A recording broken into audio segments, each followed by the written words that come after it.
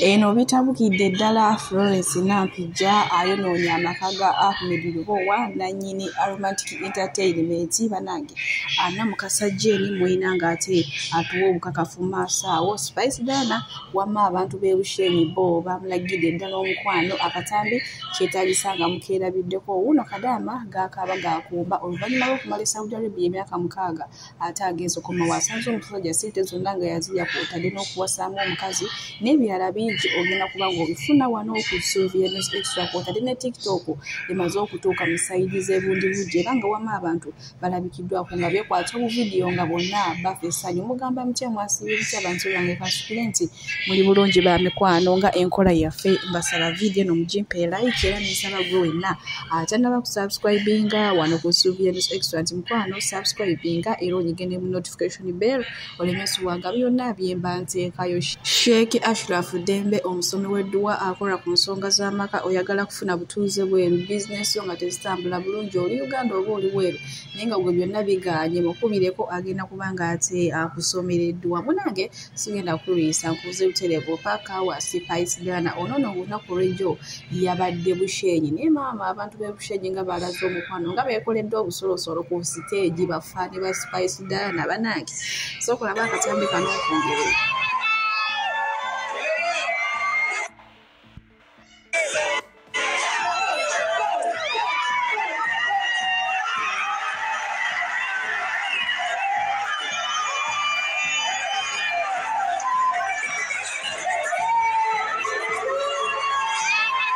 Bw'atyo munange Spice Dana yo vibe e Bushenyi yabadde mu kika kya waggulu nnyo nyini ddala wamma nga woolabaawo kale munange ebyo nga tubitadde ku bbali ebya Spice Dana naye nga nabigeka we yavayo n'alaaliko omuntu abba ettaala lye nti munange wanaakukwatako obufuba bujja kuba bugoma nkuvuze butereevu paka wa Florence Nampijja maaso wano Namukasa Jane alina olugambo lwaleese olukwata ku Florence Nampijja wamu ne CEO wa Aromantic Entertainment nti munange abantu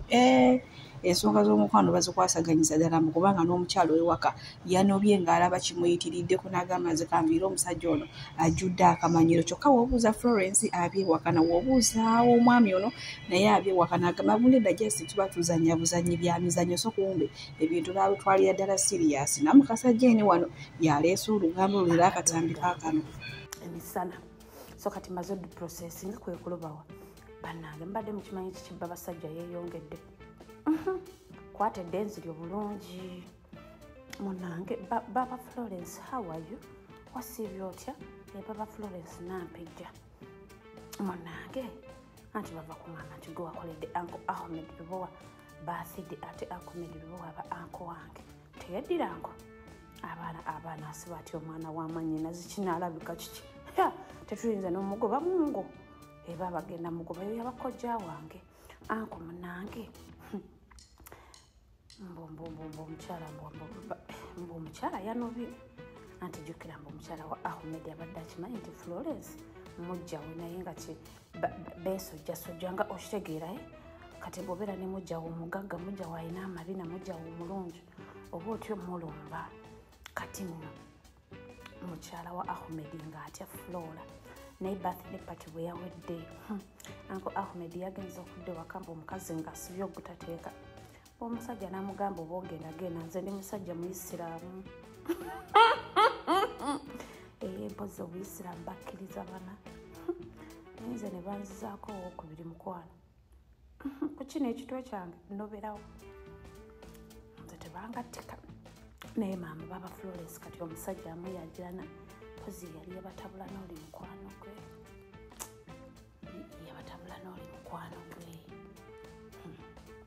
anti baba Florence naye anti watuuka akaseera nga bamwagala babiri nga n'abaagala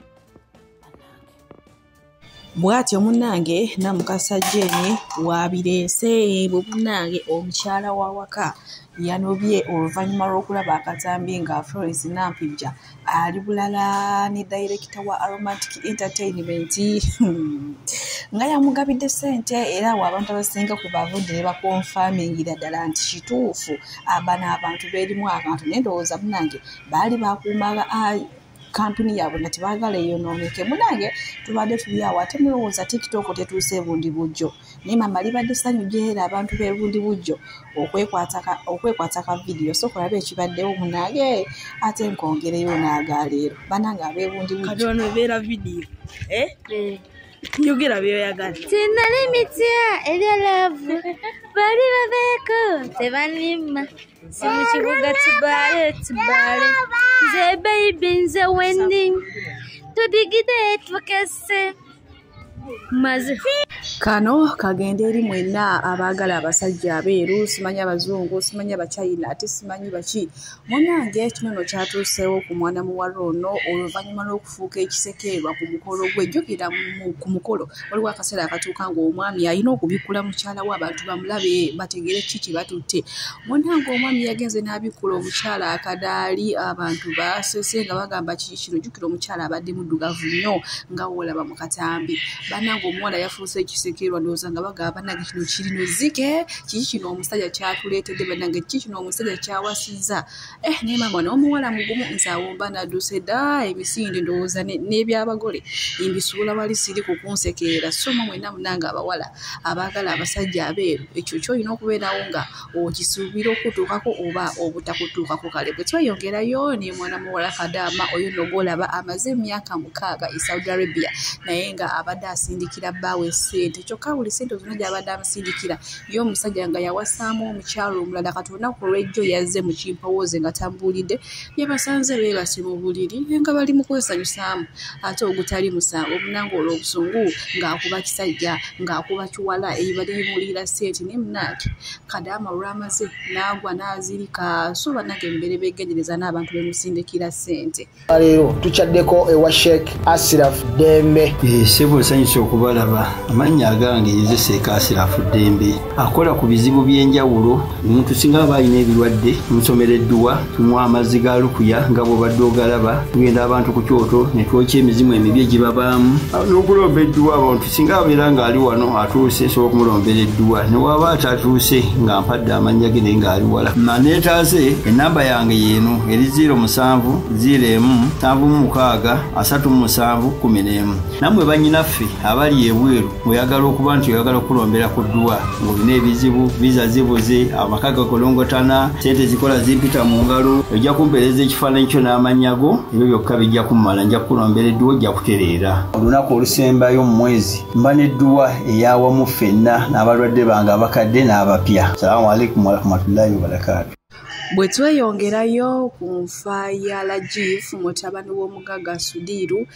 munange Emily Smith muyina maaso wano ng'ate naye ayina byatottola era nga kigambibwa nti mu mmotoka eyo baabaddemu abantu babiri Lajiif n'omukyala munange ataategeerekekeddwa. Jjukira abantu abasoose ku siini okulaba ani afudde ani mmotoka yani eyidde abantu abo baabasibye tetumanyi nsonga lwaki baabasibye era nakati tebannaba kuva mu kkomera naye nga kiyinza okuba nga yina ensonga eyabaviiriddeko okubasibisa nga Emily Smith wabinyonnyola wano mu katambi. Katulabe okusinga Bannayuganda biki Rajid si Munnayuganda. Rajid Munnayuganda of a third generation. He was born in Uganda.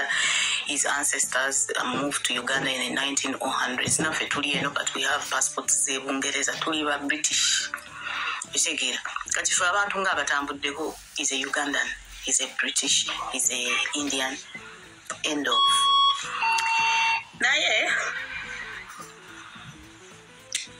yafuddemu n'eddeemu we bambi yabaddemu n'eddeemu we rest in peace ddeemu we.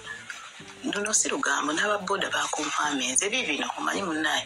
Rajid was a good man so tetujja kukola nnyo olugambo ku bintu bye naye nga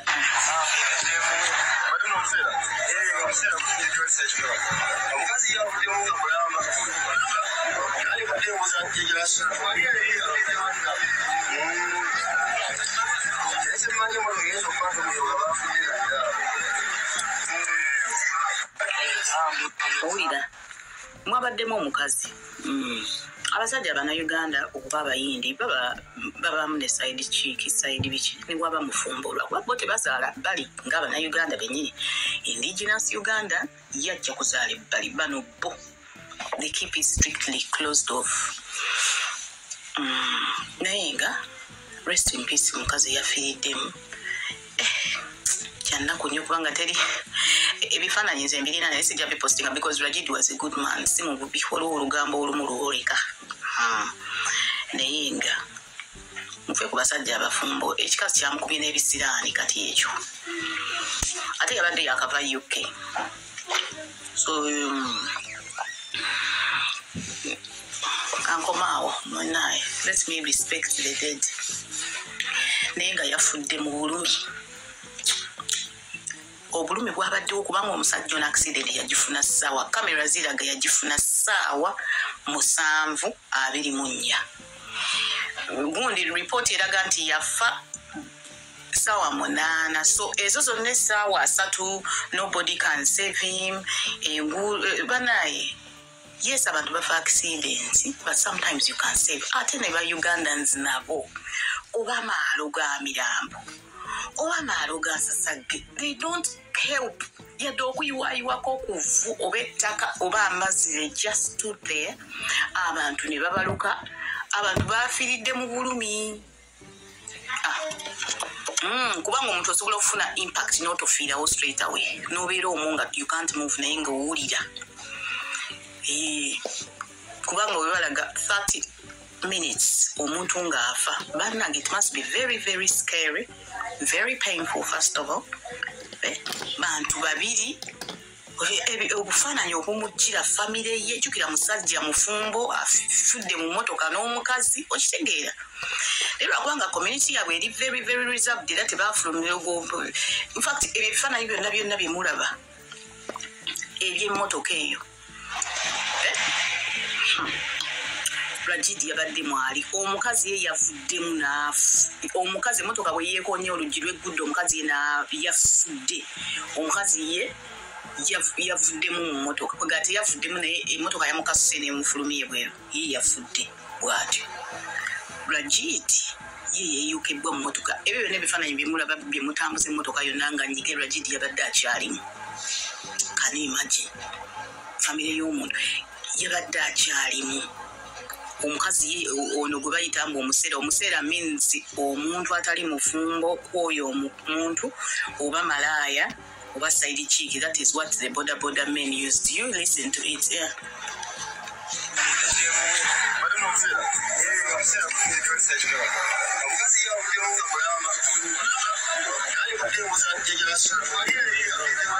Omukazi yafuddemu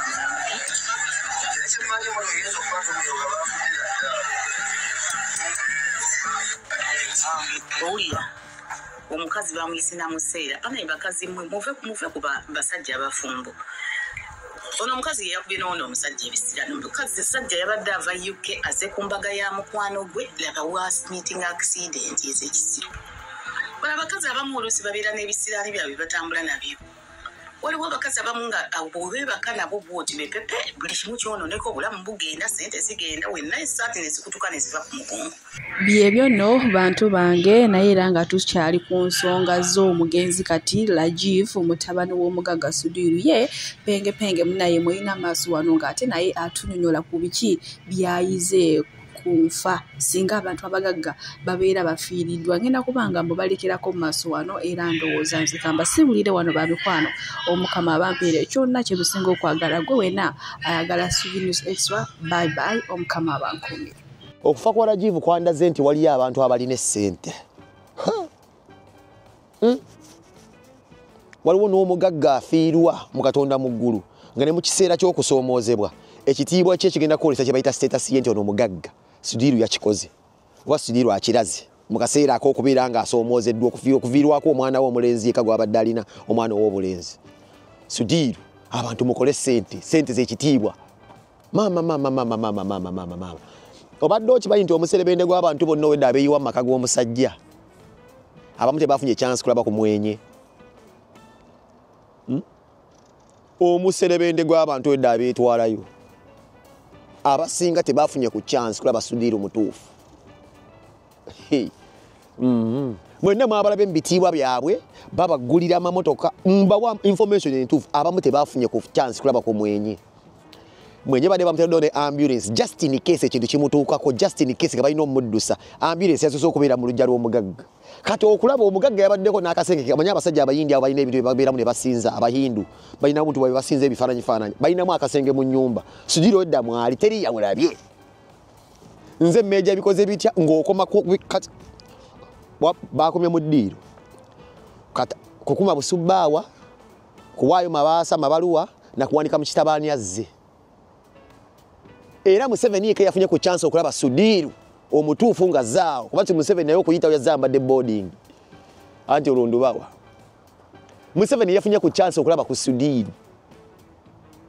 yeka kuba yazze mu boarding n'ayitawo ne bamutwala mu kafaako esikufu n'alaba omugagga ne buli owedda ajja bino omuzanyi mbusimanyi tayemwa so bikoze bitya minister of bikoze bitya inzaani ani bonna owedda bakoma bukomi mu ddiiro kibangirizi tolaba mugagga omugagga talabika Sudiru wakiraze leero ate kati yanyiize bunyiizi omutabani kasiyageze kasita omutabani yafudde te Sudiru yageze yanyiize bunyiizi yagambye sagala kwesembereza mbwa yonna Museveni yafunye ku chance kwa yazze abadde boarding